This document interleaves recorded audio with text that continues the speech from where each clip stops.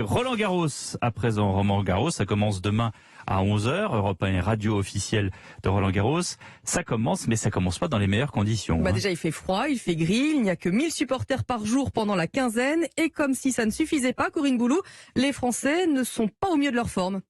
Oui, c'est vrai que le clan tricolore part un peu dans l'inconnu, manque de repères pour les uns, en recherche de sensations pour les autres, sans compter cette transition express inédite entre deux surfaces, le dur de l'US Open et la terre battue de Roland Garros.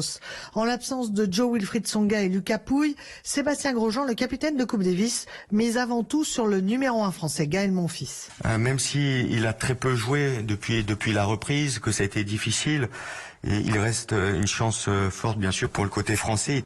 Sur le tirage au sort, il a peut-être également quelques tours pour entrer dans ce tournoi. On se souvient par le passé, Gaël arrivant à Roland Garros avec très peu de victoires ou un peu diminué physiquement, et il a réussi à chaque fois à passer les tours, à se retrouver en deuxième semaine. Et signe que la situation s'arrange pour lui, Benoît Paire, touché par le Covid à la veille de l'US Open, était à l'entraînement hier à Roland Garros.